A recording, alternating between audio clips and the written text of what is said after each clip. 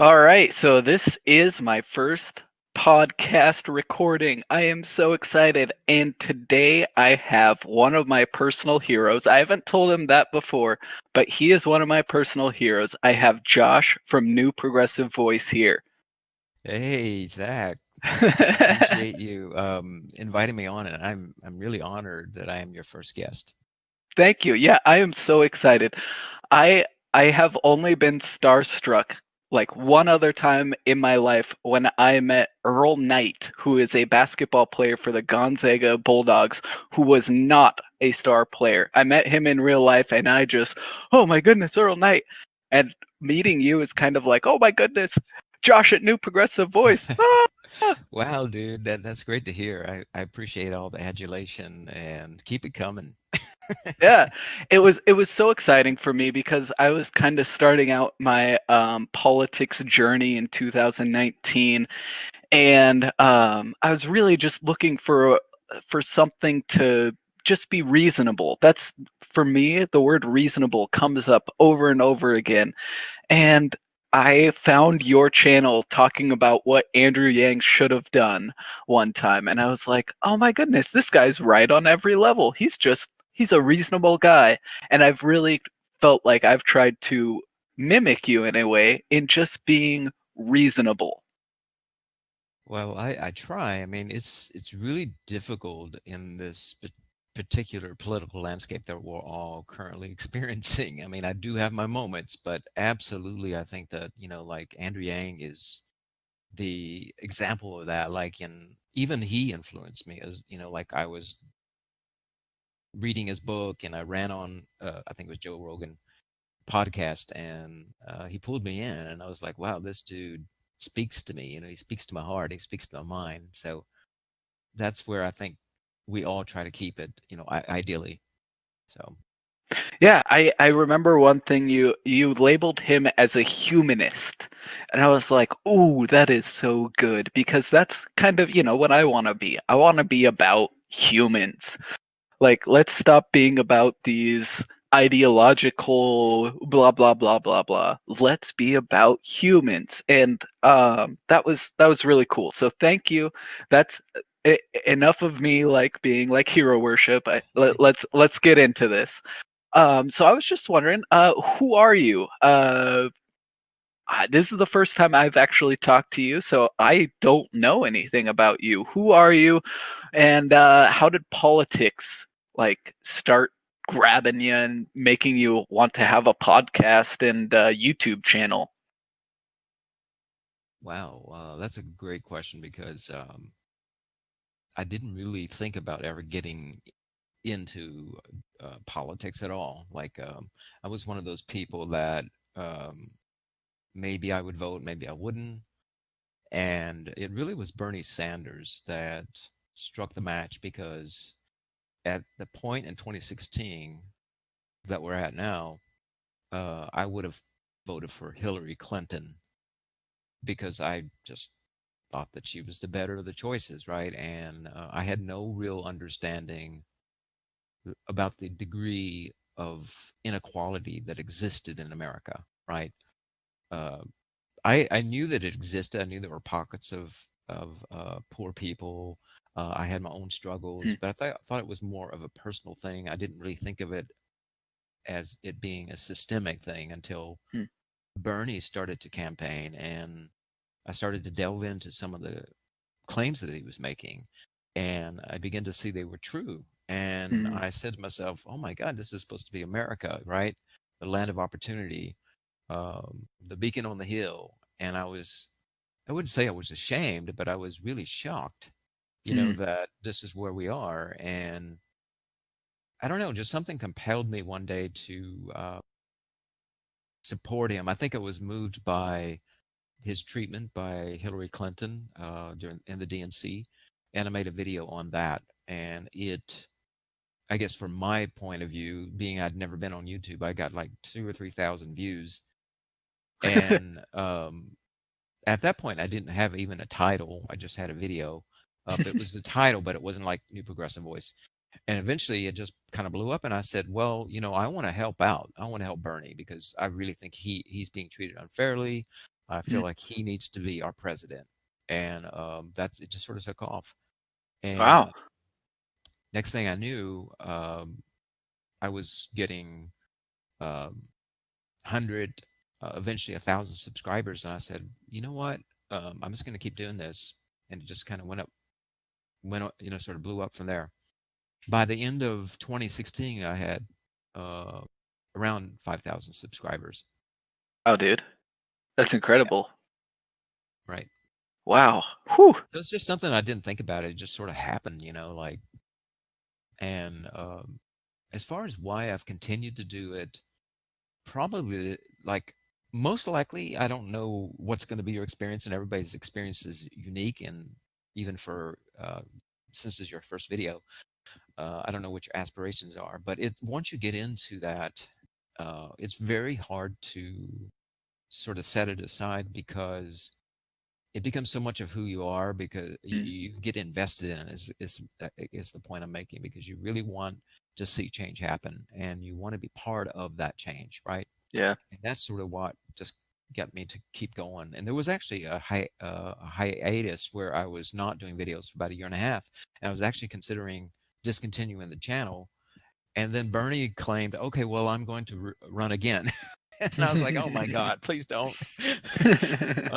And I wasn't going to do this a second time. And then it was Bernie, and I said, well, maybe I'll go back. And then I ran into Yang. I was like, okay, looks like I don't have a choice, you know. And now year, 2 years later, and it's almost 20,000 subscribers. So it's just sort of like Holy cow. feeds into itself. You know what I mean? Yeah. No, critical mass. You get a couple people, word of mouth. Yep. Yeah. What Oh, kind of that's got you into that as well, Zach? Like, what compelled you like to consider getting into this realm, this well, arena? and this is the thing that I think that like I'm an accountant, okay? And I think that's an important thing to remember because it's like from my work, I don't get a lot of satisfaction from it. It's tough to organize numbers all day and then come home and be satisfied with all the numbers you organized in a spreadsheet, you know? And so I kind of was just like, hey,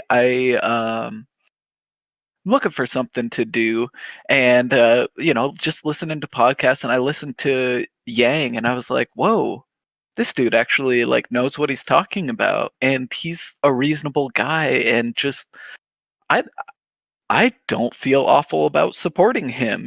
This is the first time for me where I was like, I could support him and not feel awful, like Mm, you know what I mean, absolutely.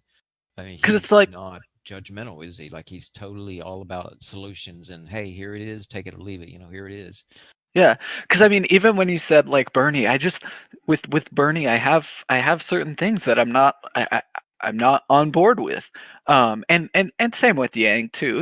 He's not a perfect being, but it's for Yang, it was the first time where I was like, oh, this is politics, and it's not toxic, it's not awful.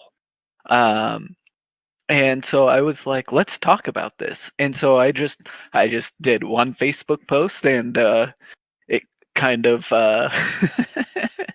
didn't Same go thing, right? well.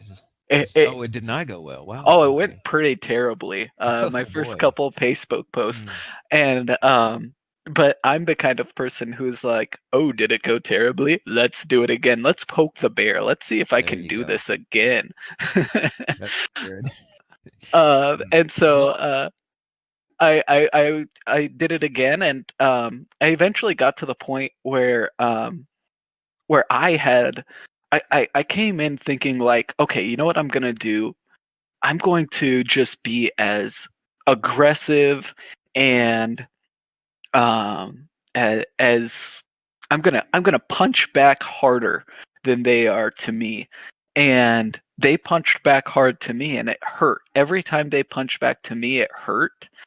And I talked to some of the people who looked at it, and they told me, I was always asking for feedback, and they said, well, you just go right in with them. And I was like, you mean you think I'm the same as them? And they're like, yeah. You I realized that it was less about the policies themselves than it was the words that I was using that were, you're a bad person, I'm a bad person. And people would tune out just because of that. And so I took a break and I said, you know what? I'm going to stop for a while and just kind of re-examine everything.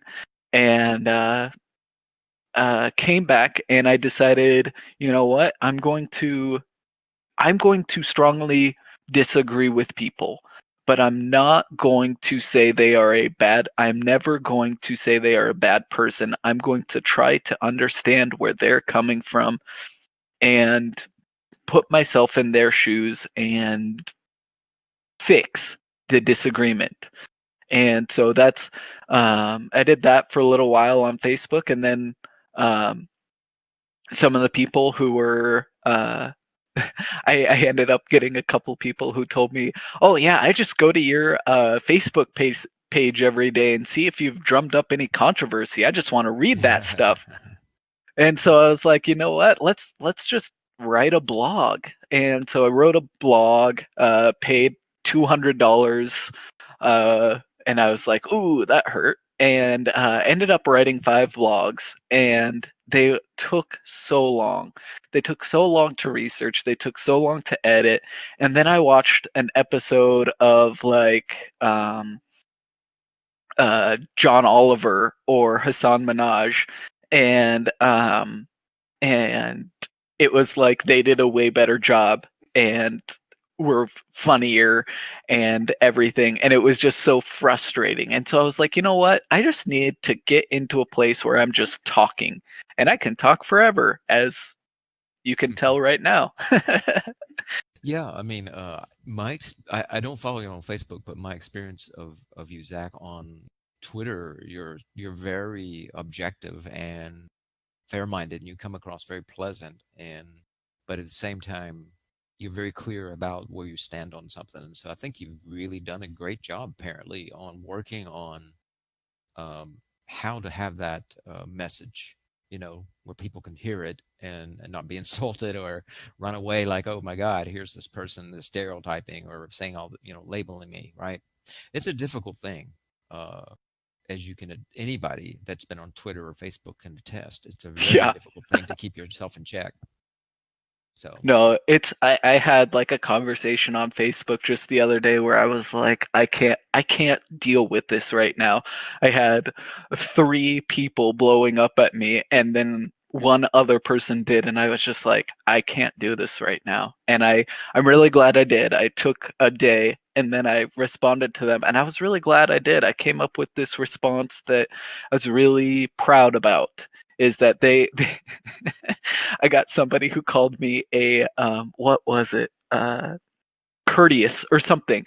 It was something that is totally like, they were like, "Oh, you're so uh gosh, you're so courteous, liberal, blah blah blah," and calling me all these names. And like the very first one was like, "Oh, virtuous." It was virtuous. mm, And I was like, "Well, thank you for calling me virtuous. I think you're saying it as an insult, but I actually take that as a compliment. So first thank time a you." virtue became a vice, right?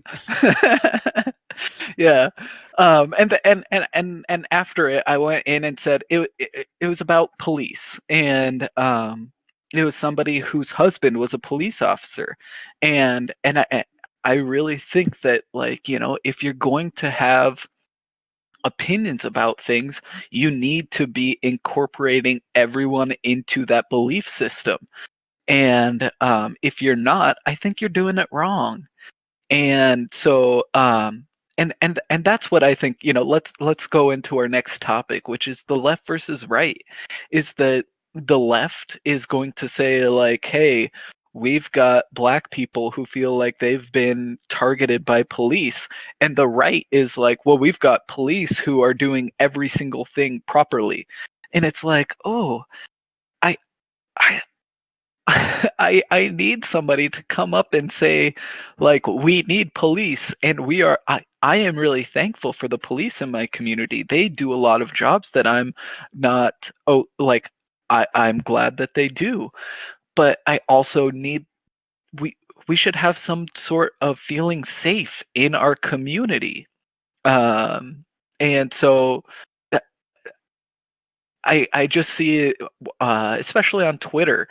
People are just being pulled. We can't let you have power. We can't let you um, say anything. We can't let you have even a shred of truth. Everything is on our side. Everything is that. And it's what do you think about that? Yeah, I think it's a product, a byproduct of the way our election system's set up. It's very duopoly centered, Mm, and what ends up happening is people that may not necessarily find themselves appealed to status quo, because the center tends to represent the status quo, as in, sort of a third way amalgamation of what people would like to see on the right and what versus what people would like to see on the left, and that's sort of washed out, like it's a watered down version, right? And yeah, so yeah, some people become disenchanted with that watered down version. They want more, they demand more, and yes, voice is not being heard, because it's supposed to be a democracy after all. And I do think that that tends to invite, um, radicalism ultimately, because people don't feel what they want is being implemented right at the level that they want to implement it. And so it starts to create more and more division, right? And more extremism ultimately. So really, I'm not sure that, I mean, most certainly, kind of what you were hinting at earlier, having good discussions with each other, being respectful, and trying to create some consistency building, I think is a good thing, and definitely can be helpful. But the ultimate answer really is going to be election reform, where we start mm, to bring in things like ranked choice voting, the star system, things of that nature, where more people can feel they have a say. yeah, yeah. You're going right into what my theory of the case of American politics is right now. I've been telling this to a couple people. I'll see what you think about it. Is that like I started like coming into politics, and I said like, hey, I think I'm like, I'm right of center. I'm a centrist. And so I came into politics and I looked at all the centrists, and all I saw were a bunch of people who uh, I think that the centrists are all corporatists. They've all been bought, and they're all like, "Oh, hey Comcast, what can I do for you? Hey, Facebook, let's just let you run rampant. Let's." The centrist is corporatist, and so I said, "Oh, that's not what I want." And so I said, "Let's go look at the far right." And I listened to Ben Shapiro, and I listened to other people, and I heard personal responsibility and blah blah blah. Free market are good, and I was like, "Oh, that sounds good." And it was like, but it lacked a sense of like, "Hey, we should be doing stuff for people. We can, and it does help." That was totally lost, and so I was like, I'm disenfranchised with the far right, and so I went to the far left, and I heard the exact what exactly I was looking for. It was, "Hey, we're going to do everything moral. Everything is going to be good."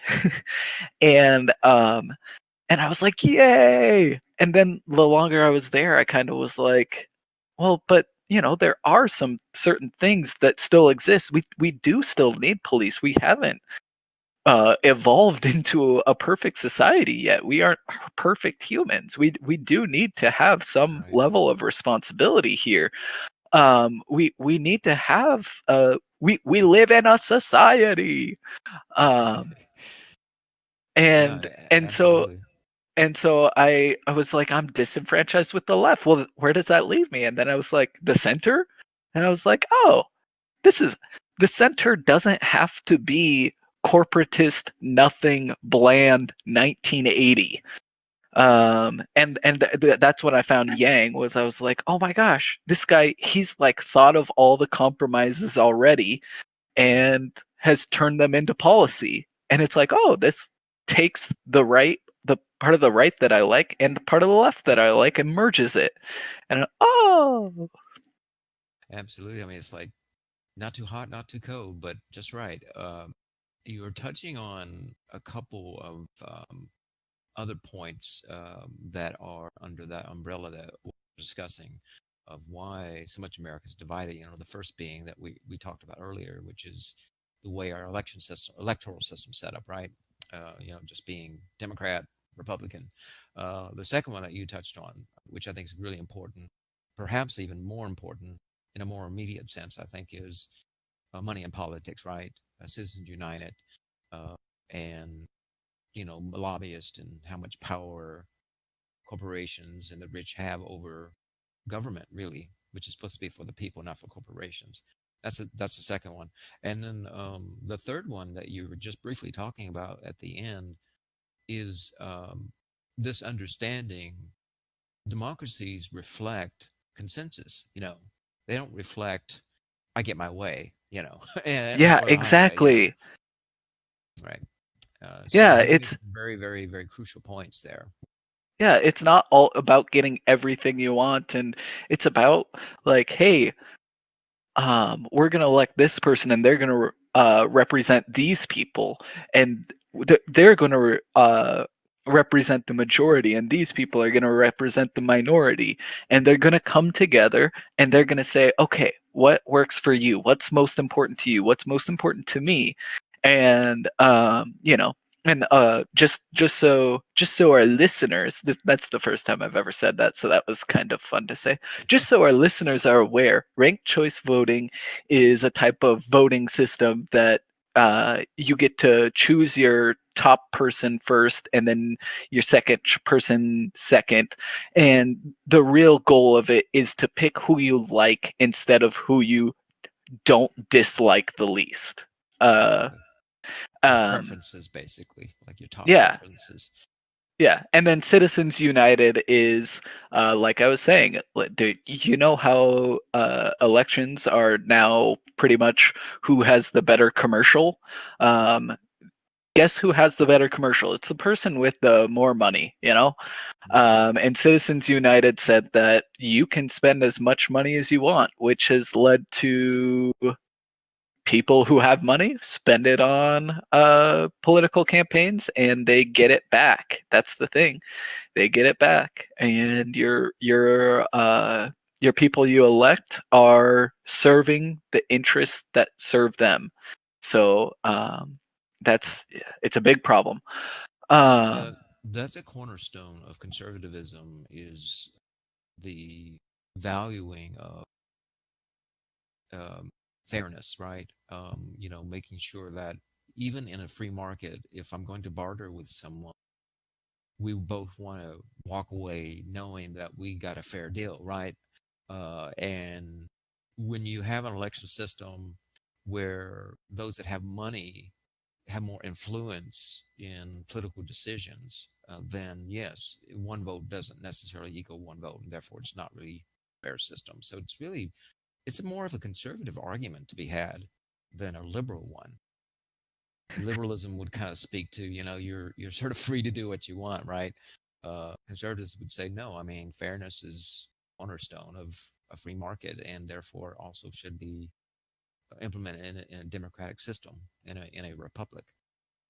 and that gets to one of my big problems with a lot of conservative thinkers is when they're free market fundamentalists, where they think that the free market is the best and blah blah blah blah blah.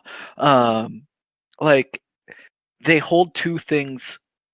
They hold that, and then they also think that small businesses are incredibly important and vital uh for the growth of the United States. And I agree with the small business part, but the free market fundamentalist is it benefits the big guys. it benefits all the big guys. They economies of scale. The free market itself is built so that the big guys win. Have you ever played Monopoly? If you start with one person with 10 properties and everybody else has zero, like I'm going to guarantee that person is going to win 95% of the time. And it just gets me frustrated with them.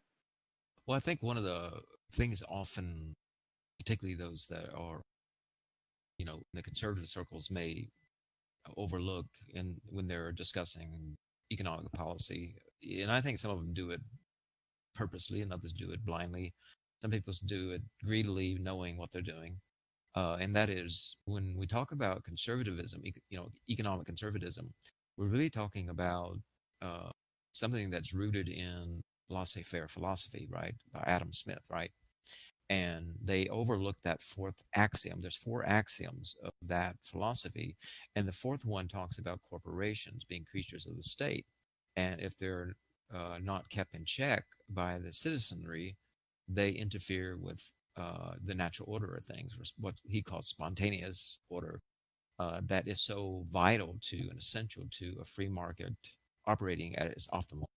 And I think that when we have those discussions, talking through that lens to conservatives, so they understand what do they really even believe in, and then do they really believe in what they think they believe in, right?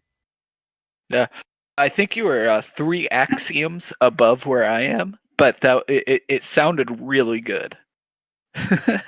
Yeah, I mean, basically, it's like you are saying your point that you're making is how vital you know that we do have checks and balances in the free Yeah, marketplace, because ultimately that's going to serve free markets better, and also serve smaller businesses that just by virtue of being a smaller business have less capital, right, and yeah, resources to compete in the marketplace.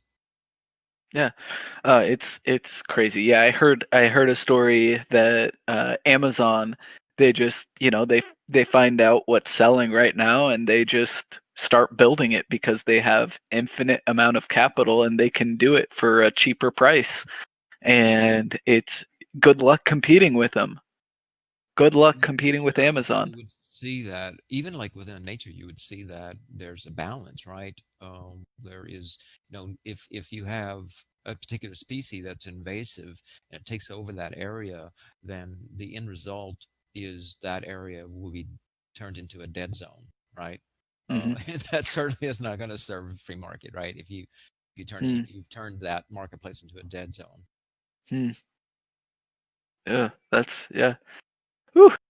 Okay, so I had something else with centrist is that I was talking to somebody the other day and they said, "Look, if I wear a mask and I go to talk to somebody and somebody who's anti-mask comes up and talks to me and I say, "You know what? I can take my mask off to talk to them," or it just like to show that like hey we can have a conversation. It's whenever you take a centrist point of view you get reamed by the far left and the far right at the same time, and so like I feel like now being a centrist is bad for your health, for your mental health. Not trying to say anything else, but um, I think it's done a really bad job of silencing the reasonable, put in quotation, points. Is that if you put a reasonable point out there, you'll get wrecked by people who saying you're defending Mhm. uh, you're defending racists by defending that we need police officers, or you're defending rioters.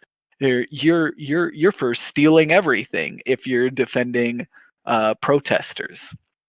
There's Yeah, it's interesting to me because it's sort of ironic that the right uh, has been making a better argument uh, for the left than the left has been making for itself. In other words, the right keeps suggesting that the left is too radical or too like puristic and my way, the highway, and canceling people and so forth. Not to say that doesn't go on the right. It does. Hmm. But the left tends to be its own worst enemy is really the point you're making. And I totally agree with Yep. that. I Yep. think that it was people like Jimmy Dore, and well, I respect all those people, and they're a great part of my development in terms of understanding how broken the system is. I think there comes a point that you know it's not serving uh, when you are always deprecating and really ultimately getting to the point even where you excuse Republicans for doing the same thing as the Democrats are doing, and it's like you're sort of shooting your own feet, right? Yeah. It's just like, well, I can be hypocritical, but you can't. Yep. And then uh, the right has a position. I mean, at least they have they're principled in their criticisms because they attack the left. That's a principled kind of way of doing politics. But the left, what they have is they become very ideological about principles without results. Like I'm going to stand yes. for this, even if and it doesn't and get I'd me like what I want. to say this is a lot. This is Twitter that we're like that is 100% Twitter right now. Is that the left on Twitter is so ideological that you can't talk about results. And I think that if you're not talking about if you're talking about ideology to the point that you're blind to what is going on outside, that's a real problem. And I once again would say this is not just the left. The right does that all the time as well. Absolutely, absolutely. And I Yeah. would say to a certain extent, it is a byproduct of the right doing it uh, in the 80s, 90s, 2000s, with, uh, you know, uh, be it, no abortions, no gay marriage, no this, no that, no that. That's a form of cancel culture, right? Hmm. And so the natural sort of response to that would be to push back against that because human nature does have those attributes. There are gay people, there are trans people, there are people that do abortions whether it's legal or not, so forth and so on. So naturally there's going to be a pushback to that type of cancel culture that was coming from the right and still is to some extent. They'd like to take us back to that world, right? um, so really what you're seeing is just sort of a pendulum going back and forth, and who can push harder to push the other one Yeah, off the cliff, really. exactly. Who can push harder? And it's like, it doesn't matter if it's reasonable. We're gonna push it. We're gonna push Mhm. it harder. Oh gosh. Okay. Since you mentioned the A word, I wanted to talk to you. I saw a tweet that you sent recently, and I know many people. I come from a conservative background, and I know many people who look at the Republicans and they say, I think they're kind of like saying, "Holy cow! For 30 years, I have voted for the Republicans because they are anti-abortion, and they see themselves as they don't like abortions. They don't want people to have abortions.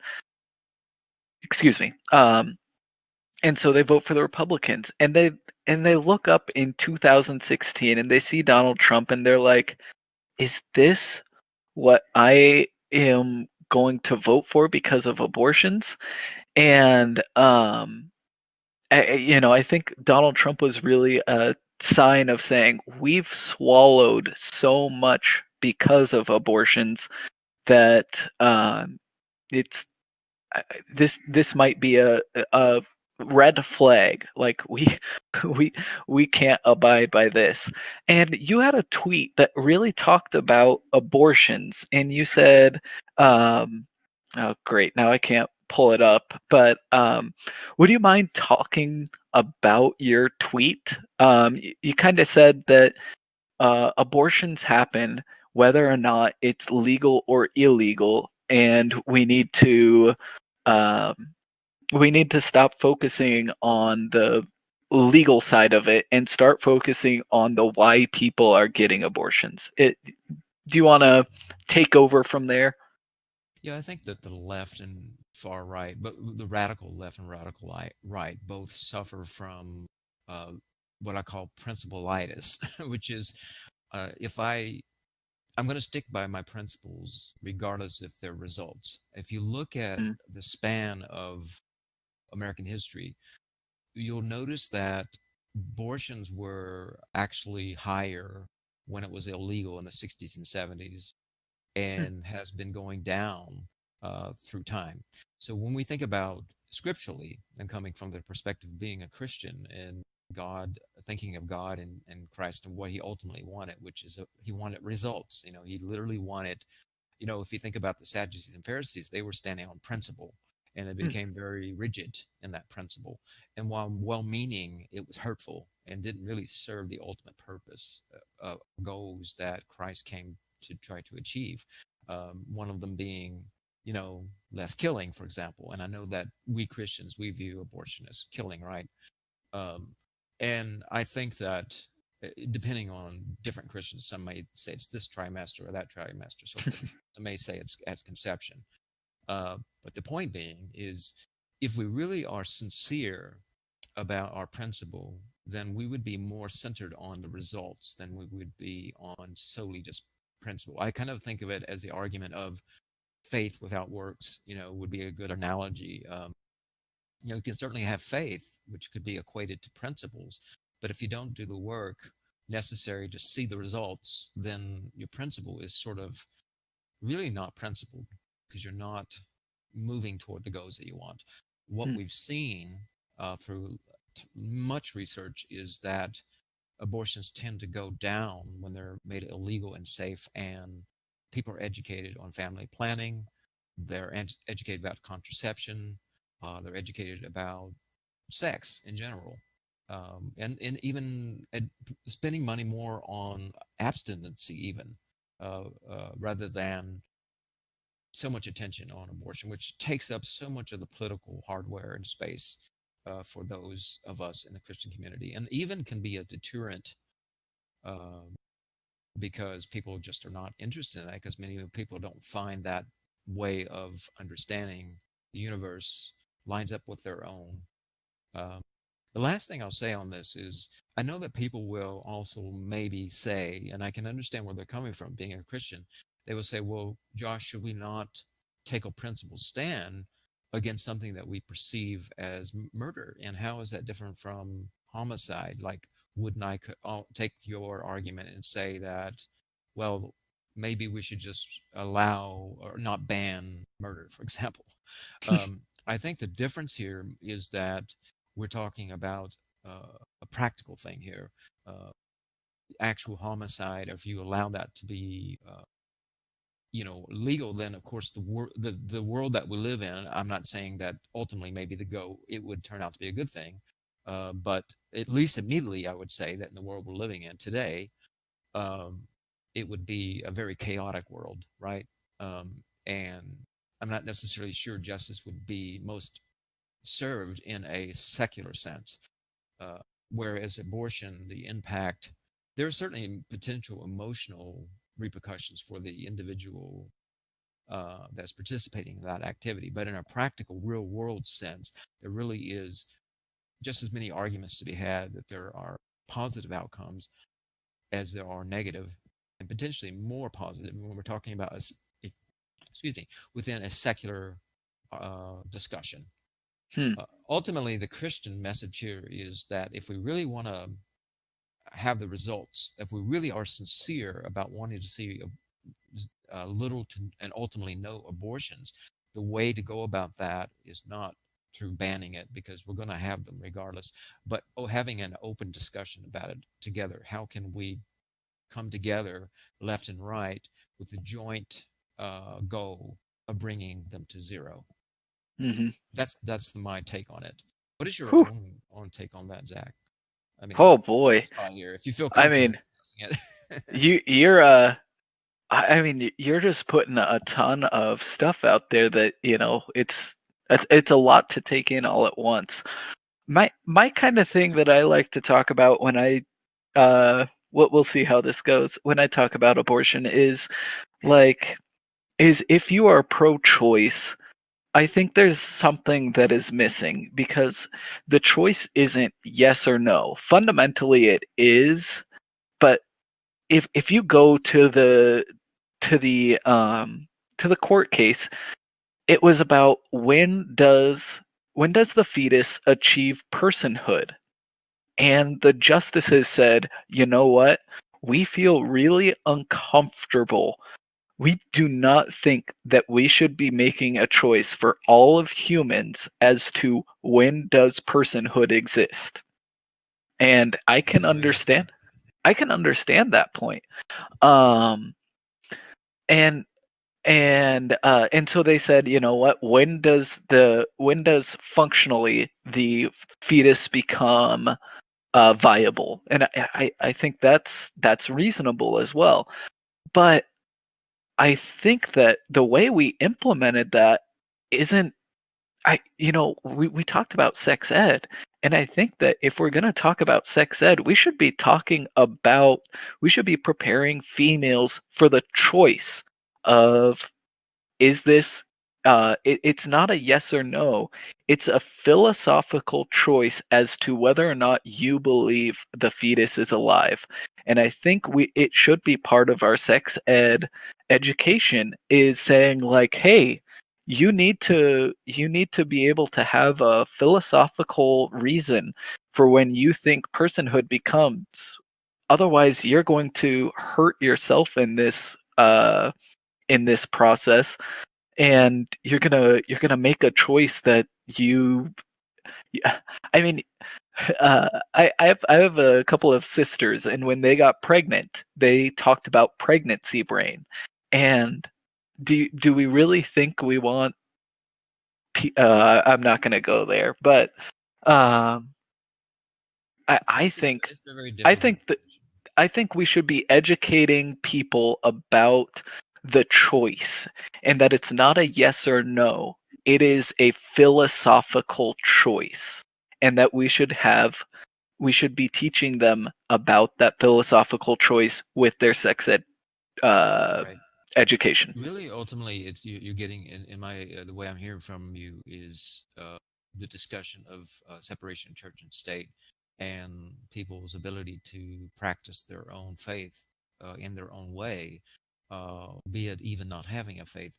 I mean, myself personally, I'm pro-life. You know, like I personally believe. I personally, not that I don't think of it through a moralistic lens as much as I think of it through what I think God wants for us. Um, I don't judge a person if they do participate in that. I don't label them as like you're evil or God's going to judge you or you're going to go to hell. And I don't think of it that way. And I think there is that tone when you think about legalizing or banning it rather. And it doesn't, again, go back to what I said earlier. It doesn't really result in the outcomes we want. And it doesn't open up the conversation, which is the point you're making. If you do have someone that say is a teenager and they became pregnant, if you are making it illegal, then that teenager already feels ostracized and knows that it in their mind they're seeing it as wrong. They're not going to feel welcomed to discuss it with their parents, Hmm. and that's most likely going to increase the odds that they're going to feel ashamed of that experience and maybe even increase the odds. And that's why I think that factors into why you see an increase of abortion, uh, Well, I sort think of behind you closed know doors. here's the thing, is that like the reality of having a child in America, and this is the thing that I feel like conservatives don't want to say because it weakens their point, is the reality of having a child in America is that the child costs money, and it costs time and it costs money, and time and money are what you need when you're young to be able to have the American dream, Mhm. you know. And so the reality is that when somebody gets an abortion, they're actually opening up more options for their life. And that's it, isn't that sad? I think that's where we should be talking about. We should be talking about how do we get to a point where somebody who has a baby is not is not limited by their baby, you know? like they can choose to be a mother and invest in that baby as much as possible, and that's great, but we should be having a conversation on how their options shouldn't be limited because they had a baby. And that's the thing that I think a lot of conservatives don't want to say, because they also hold at the same time that no, free market fundamentalism. And it's like, we need, if you want to be pro-life, you need to kind of let go of the free market fundamentalism. You need to say, we need to get people, we, we need to have people who have a baby be able to have a life. That is the Mhm. point of society. Yeah, I would have my own self. I would discuss it through the lens of the most free market of all is the responsible market, because responsible market promotes a freer market ultimately, right? Um, and you can't truly say marketplace is responsible if the end result, because the marketplace is supposed to serve us, not we serve the marketplace. There's no point in that. Just Yeah, what is the point of a marketplace that isn't serving the greater number of people? Um, and so then the freest market would be when we're all accountable to each other and responsible of ensuring that the marketplace is indeed optimizing for the most of us. Um, but having just sort of like closing on that discussion, which you had said, not only does the young teenager maybe feel they're not open to have that discussion with their parents because of the stigma, that will increase the odds they'll perform the abortion. But also sex education, all that's missing, because that's also founded upon by Christians. Sort of the misreading, in my opinion, of having that open discussion Christ wanted us to have about our sins, and just laying it out on the table and not judging each other, but rather trying to figure out how can we work through this, try to build learn each from other up. others. Exactly. And that's really going to bring us to the results we want. Because I think that there was, like the intentions of the conservatives, the right in particular, they're not necessarily the same, but more right than when we're talking about social issues is more the traditionalists than it is economic conservatives. They're not really related. Um, Many of the GOP has packaged it that way, but when we're talking about people that tend to be more traditionalist or more conservative in social values, I think that can be best served by what we're talking about here. Opening it up and keeping the state out of your relationship with God, and keeping it within the family and friends and the church and the pastor and God. It's not, your relationship to God is not between you and the state. It's between you and God. Yeah. Oh, geez, Josh. Let's move on. And I am super upset that you made me talk about abortion on my very first thing. Thanks a lot, dude.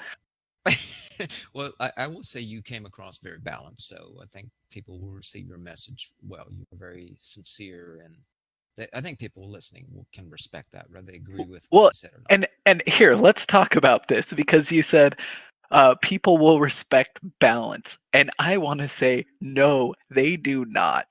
They're like, "Were you balanced? No, you need to be taking the most extreme opinion of all."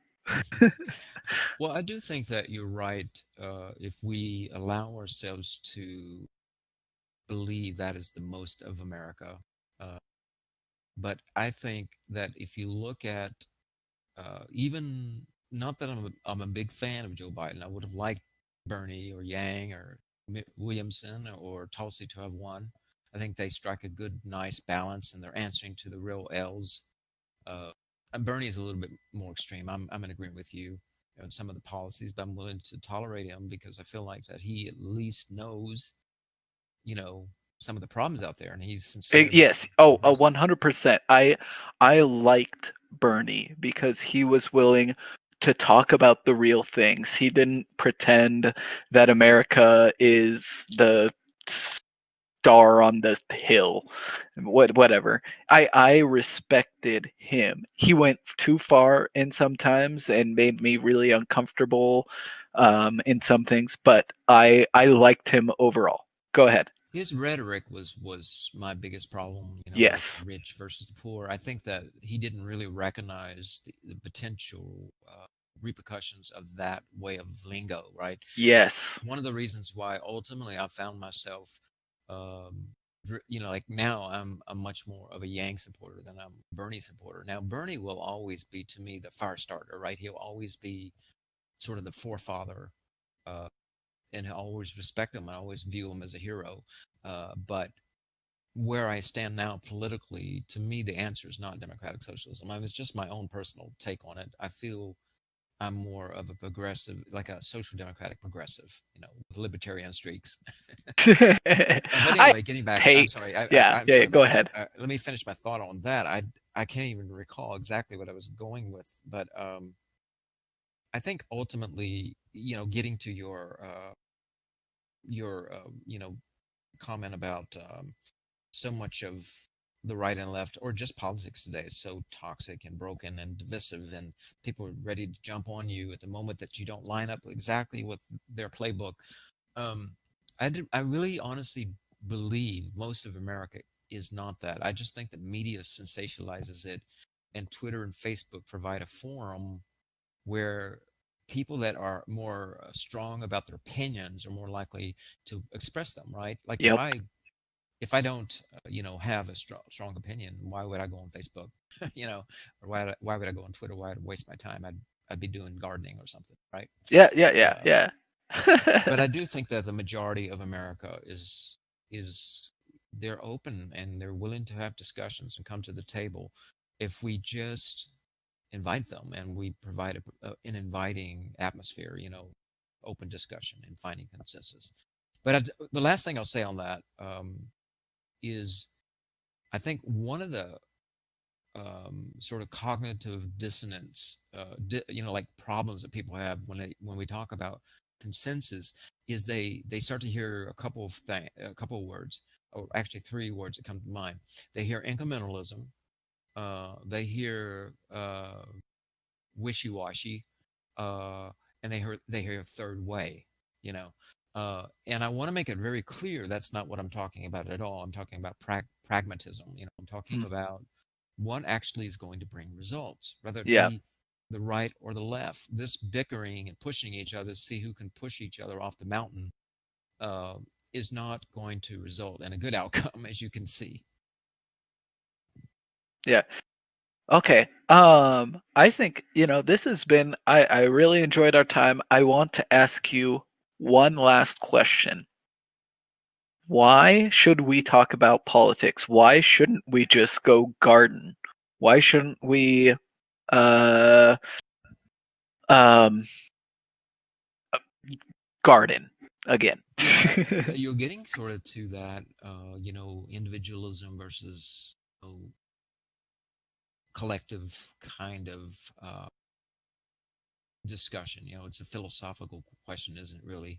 But even in a more practical sense, if I try to analyze your question and come to kind of my thoughts on it, I would say that you can see that even uh, in this discussion, the last topic that we were just coming from.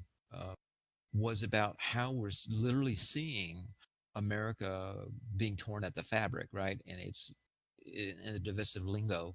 I do think it's important for us to assert ourselves and take back America.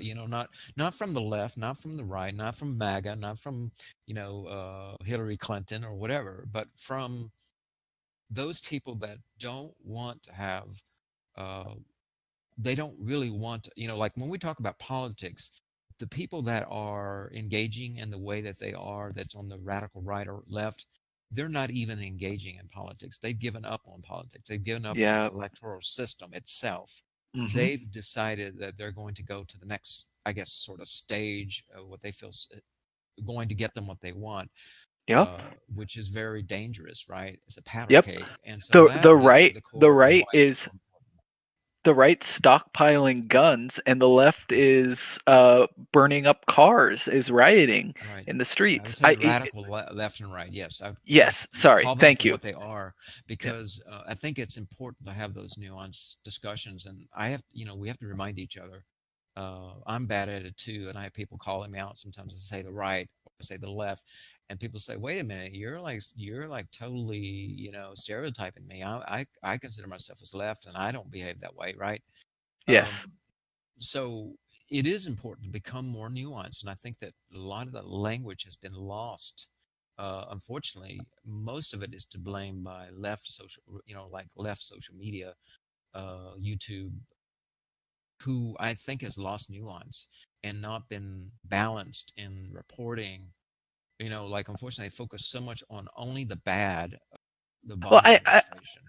I think it's even beyond the YouTube. It's just it's kind of I've heard critical theory has infected every single person, not the left or the right. Everybody is that the most important thing that we can have is power, and whoever doesn't have it is not important, and whoever we give it to, if we criticize the left, then that's a negative. And it's like, no, we need to be able to criticize ourselves, we need to be able to criticize others.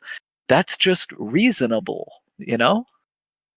I do feel it's reasonable within limits. I Yes, think yes, I yes. would say that criticism is not as important as balanced criticism.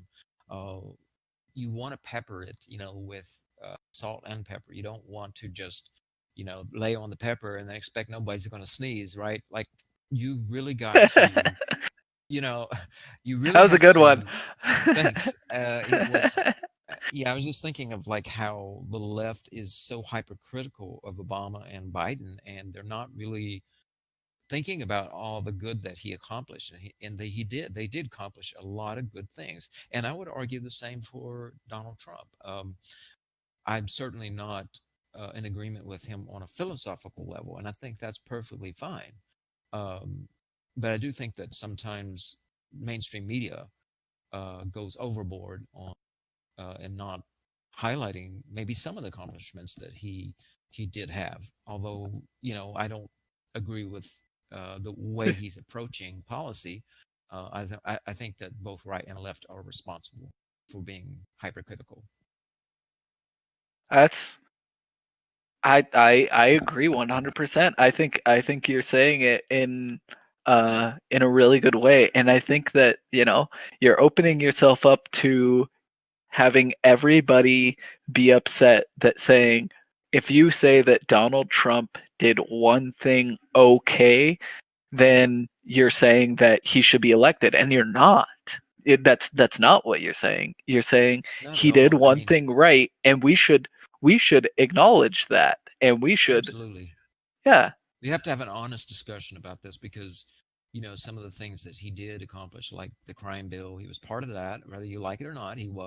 Was he totally, like, mostly responsible for it being enacted? No. But if Yang had been signed on to that, we probably would give him credit for it.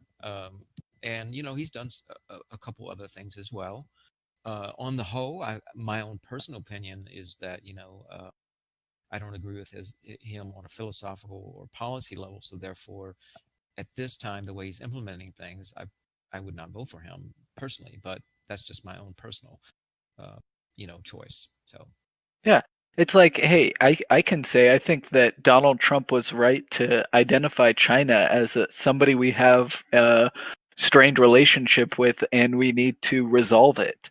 That doesn't mean that I think he was right for saying that the New York Five should die when they didn't even commit a right. crime just because he thought they We've did. lost nuance, Zach. That's exactly the point we're making. We've lost honest, open discussions and nuance. And all of it has to do, ultimately, taking a full circle with losing faith in the election system and the government as a whole, really, Hmm. ultimately, and just not knowing where to go and taking it out on each other, really. Yep. And I think this just goes back to corporatism and like, sure, of course, people feel like they're not able to pay bills, or young or no longer to, able to buy a house, or, like, sure, there's going to be a lot of restlessness and disgruntledness. And you just have to stay focused and mindful that there's still enough of the election system in place. Otherwise, Trump wouldn't have been able to get elected, or Biden wouldn't have been able to, become, like, get the primaries. There's enough in there that we still can work with it and we can Yeah, get it to be even better. that's the hope. All right. Well, this has been an exciting first episode. Whoo! It was a Um, big one. yeah. You gave some really great questions. That's why. Hey, and you are I am very excited that you are the person I'm talking to for this one. This has been everything I wanted and more. Thanks, Zach. I appreciate it. I'm very honored. And you know what? I think you've got some great stuff coming up. So I'd love to have you on my channel at some point. Talk about Absolutely, I would love to. You are welcome back here anytime you want. If I ever like actually upload and follow through on this, I have to tell a quick story. When I was talking to you, I thought I was talking to you about like setting up a time to see if podcasts were something that I would want to do, and then Josh is just like, "Oh yeah, we should talk." And I finally figured out about like a couple minutes into it, you were saying, let's do a podcast. And I was like, I don't even know how to do that. So, but it was really good. It was the push I needed. I learned how to be able to record. I had no idea how to do any of that stuff. And I learned it all in 2 days because you misunderstood my words and said that we should do it. That's great. I'm glad to hear that. So sometimes miscommunication might be a good thing. Yeah.